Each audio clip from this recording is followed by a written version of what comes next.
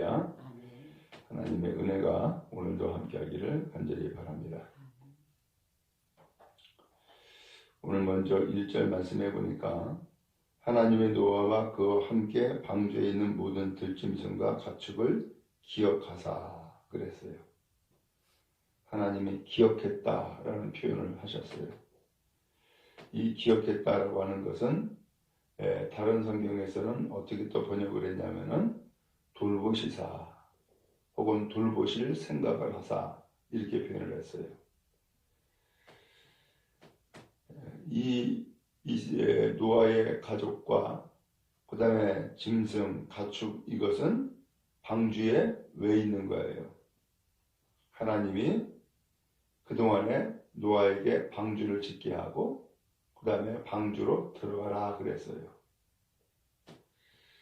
그 들어가라고 했던 그 말씀은 다른 표현으로는 너를 이 홍수 심판에서 구원하겠다 라는 뜻이고 또 홍수 심판 가운데서 너를 보호하겠다 라는 뜻이 방주로 들어가라는 말씀입니다. 그 방주로 들어간 것은 영원한 것이 아니에요. 그것은 잠시 피난 간 거예요. 그렇기 때문에 이 방주에 들어있는 것은 잠시 일시적으로 보호하는 곳이지 거기에 영원히 머물 것은 아니란 말이에요. 하나님이 이 방주 안에 있는 이 노아와 그리고 땅 모든 들짐승 그리고 가축을 기억했다라고 하는 것은 하나님이 그들을 돌보신다라는 의미를 가지고 있는 거예요. 그렇지만 이 방주 안에서 이제 나와야 되잖아요. 그래 나오려고 그러면은 어떻게 해야 돼요? 지금 이 방주 밖에 온통 다 물바다이기 때문에 이 물이 줄어들거나 사라져야지만이 이 방주에서 나올 수 있는 거죠. 이 방주 밖에 이 물을 점점 줄어들게 하는데 그 방법이 무엇이냐면은 하나님이 바람을 불게 한 거였어요. 그래서 1절에 보니까 바람을 땅 위에 불게 하심에 물이 줄어들었고 그랬어요. 그 다음에 2절에 기품에 선 하늘의 창문이 닫히고 하늘에서 비가 그침에 라고 했어요.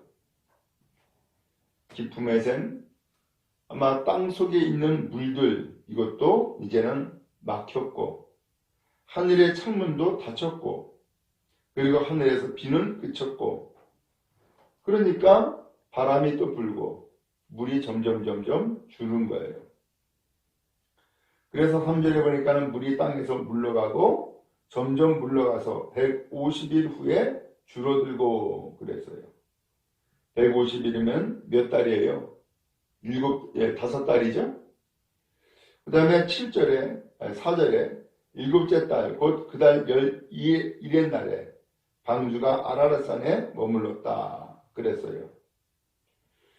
일곱째 달, 이 홍수 심판이 시작되어진 것이 앞서 7장 11절에 보니까는 노아가 600세 되던 해 둘째 달이었어요. 곧 2월이죠. 2월 11일 날, 17일 날부터 이 홍수가 시작되어졌어요. 근데 오늘 8장 4절에 보니까 일곱째 달 그 11일 날, 곧 5개월, 150일 후에, 5개월 후에 일곱째 달이 되었죠. 그리고 똑같은 17일 날, 방주가 아라랏산에 머물렀다라고 했어요. 드디어 물이 줄어들어서 산에 이 방주가 머물게 된 거예요. 그 다음에 5절에 물이 점점 줄어들어 열째 달, 이제 3달이 더 지났죠? 열째 달, 곧 그 달 초하룻 날에 산들의 봉우리가 보였다. 다른 산들의 봉우리가 이제 보이기 시작한 거예요. 또 40일 지났어요. 노아가 방주의 창문을 열었죠. 까마귀를 내놓으니까는 까마귀가 땅에 마르기까지 날아서 왕래하더라라는 거예요. 그래서 아마 이 방주로 오기도 하고, 그 다음에 밖으로 나가서 이제 돌아다니기도 하고, 그러면서 방주 안에는 들어오질 않고 밖에 나가서 왕래하고 있었던 거죠. 그 다음에 그래서 8절에 비둘기를 요번에 내놨어요. 그래서 과연 땅에서 물이 줄어들었나 라고 하는 것을 확인하기 위해서 비둘기를 내놨는데, 지면에 물이 있으므로 비둘기가 발붙일 곳을 찾지 못하고 방주로 돌아왔다 라고 했어요. 그래서 7일을 또 지냈어요. 다시 비둘기를 방주에 내놓으니까 그때에 그 입에 감람나무 잎사귀를 물고 있는 거예요. 아, 이제 이 물이 줄어들어서 나무 잎사귀가 새로 생기든지 아마 했던 것 같아요. 그 다음에 또 7일 있다가 비둘기를 또 내놨어요. 그랬더니 안 돌아오더라는 거예요. 아, 이제는 비둘기도 이제는 땅에서 살 수 있게 되었나 보다 라고 이제 본 거죠. 그리고서 13절에 600일 1년 첫째 달, 이제 노아가 600세 되던 해 시작했다 그랬죠. 601년이 됐어요. 첫째 달 1월이죠. 그 달 초하룻 날 1월 2일이에요. 땅 위에서 물이 거쳤다라고 했어요. 그래서 노아가 이번에는 방주 뚜껑을 제치고 직접 보니까는 진짜 물이 땅에서 거친 거예요. 그리고 14절에 둘째 달 21의 날에 땅이 말랐더라. 둘째 달 21의 날, 결국은 1년 만에 이제 이 심판 다 끝나고 땅이 이제 물이 마른 일을 이제 보게 된 거죠. 그때 하나님이 노아에게 또 말씀합니다. 너는 내 아내, 내 아들들, 내 며느리들과 함께 방주에서 나와라. 너와 함께 한 모든 혈육 있는 생물, 새, 가축, 땅에 기는 모든 것 다 끌어내라. 이것들이 땅에서 생육하고 땅에서 번성하리라. 라고 말씀을 했어요. 그랬더니 노아가 정말로 하나님의 말씀한 대로 아들들, 아내, 며느리들 다 나오고, 그 다음에 땅 위의 모든 동물, 짐승, 그 다음에 기는 것, 새들도 다 종류대로 방주에서 나왔다라고 했어요. 그러면 방주에 나왔다, 나와라 라고 하는 이 말씀이 뭐예요? 이제는 새로운 삶을 시작해라 라고 하는 의미를 가지고 있는 거죠. 그래서 앞서 방주로 들어가라 라고 하는 것은 너를 지켜주고 너를 보호하겠다 라고 하는 의미고, 방주에서 나와라 라고 하는 것은 이제 새로운 삶을 살아라, 이 뜻을 가지고 있는 것이죠. 오늘 그런 의미에서 우리도 마찬가지예요.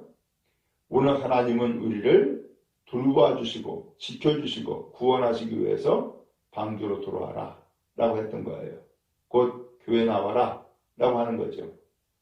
그렇지만 오늘 하나님께서는 교회만 나오는 것이 아니라 이제 다시금 또 교회 밖에 세상으로 나아가라 라고 하세요. 이유가 뭐예요? 오늘 가서 전도하라고, 또 새로운 생명, 새로운 삶을 살라고 주신 또 하나의 말씀인 줄로 믿습니다.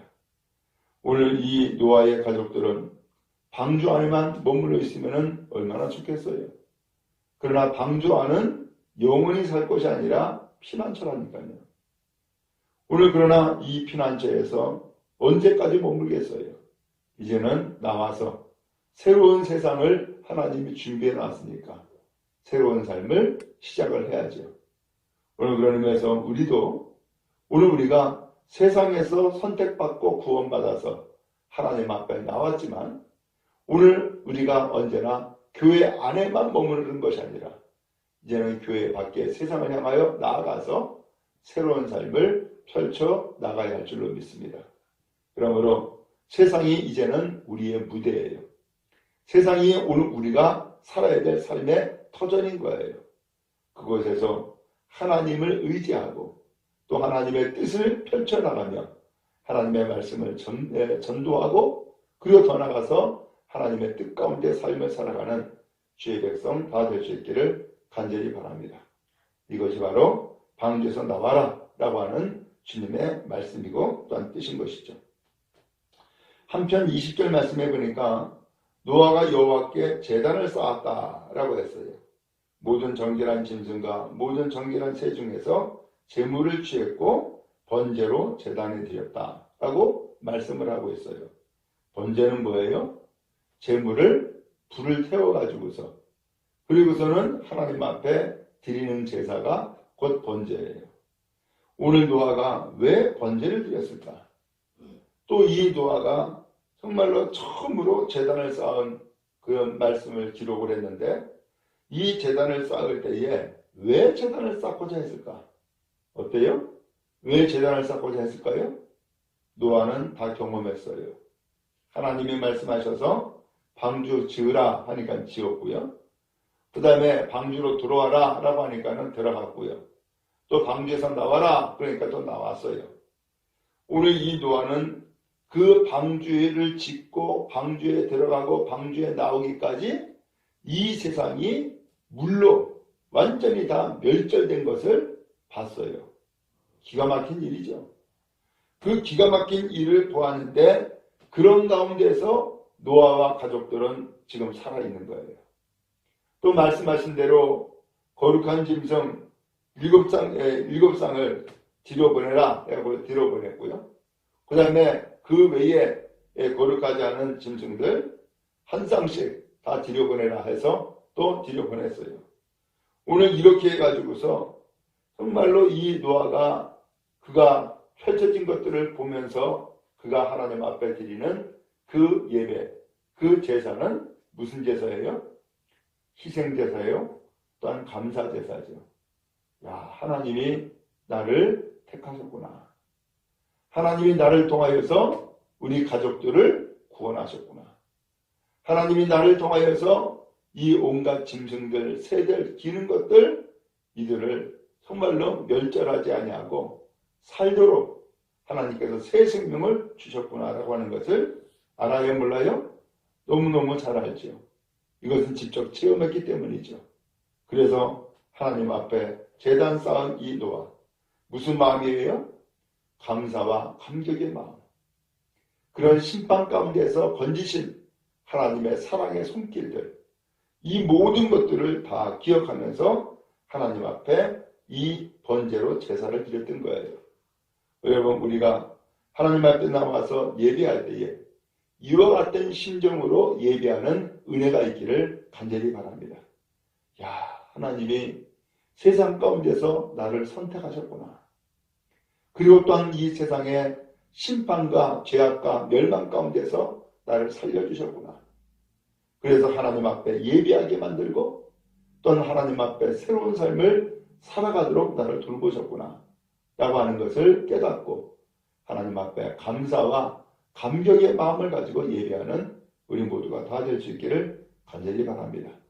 하나님은 이 예배를 기쁘게 받으실 것이고 또한 예배를 통하여서 오늘 우리를 복을 주시며 은혜와 평강 부어주실 줄을 믿습니다. 한편 하나님께서는 이 번제의 제사를 받으시면서 이렇게 말씀했어요. 이르시되 내가 다시는 사람으로 말미암아 땅을 저주하지 아니하리니. 이제는 저주 없다는 거예요. 왜 저주가 없어요? 이는 사람의 마음이 계획하는 바가 어려서부터 악함이라. 사람이 원래부터 악하다라고 하는 것을 하나님이 인정하셨어요. 내가 전에 행하던 것 같이 모든 생물을 다시 멸하지 아니하리니. 사람의 죄 때문에 모든 생물을 멸절시키는 일은 이젠 안 하겠다는 거예요. 그래서 이제는 저주하지 않겠다라고 말씀을 하세요. 그리고서 22절에 땅이 있을 동안 심음, 거둠, 추위, 더위, 여름, 겨울, 낮과 밤 쉬지 아니하리라. 이게 무슨 뜻이에요?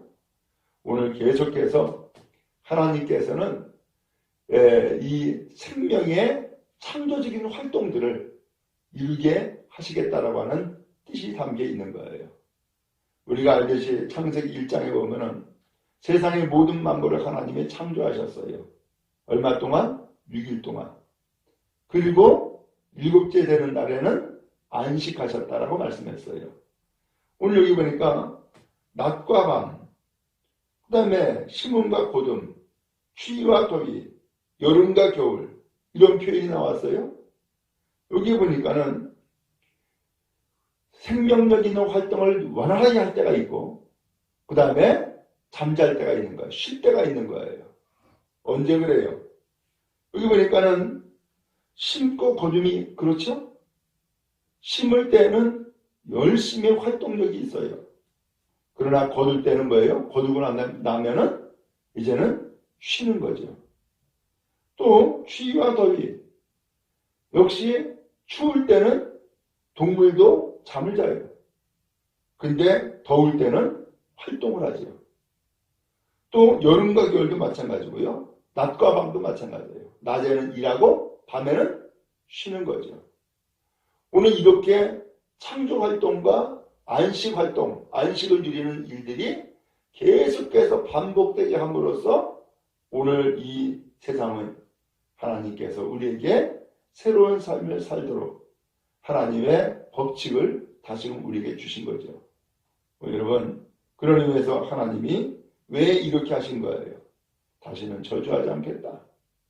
그리고 오늘 하나님은 다시금 창조적인 활동, 생명의 활동을 할 수 있도록 오늘 우리에게 배려해 주시고 은혜 베풀어 주셨음을 알 수 있어요. 이게 하나님의 법칙이죠. 이 하나님의 법칙, 하나님의 질서를 따라서 삶을 살아가면 바로 여기에서 열매를 맺고 복받게 될 줄로 믿습니다. 바라기는 하나님 앞에 오늘 이제는 방주로 나오라고 하는 새로운 말씀을 받았어요. 이제 오늘 우리도 방주 안에만 머무르는 것이 아니라 방주에서 나와서 다시금 새로운 삶을 시작해 나가는 은혜가 있기를 간절히 바랍니다. 주님이 도우십니다. 주님이 은혜를 베풀어 주시죠. 오늘도 하나님 앞에 방주로 나와서 새로운 삶을 살아나가는 우리 모두가 다 될 수 있기를 주님의 이름으로 축복합니다.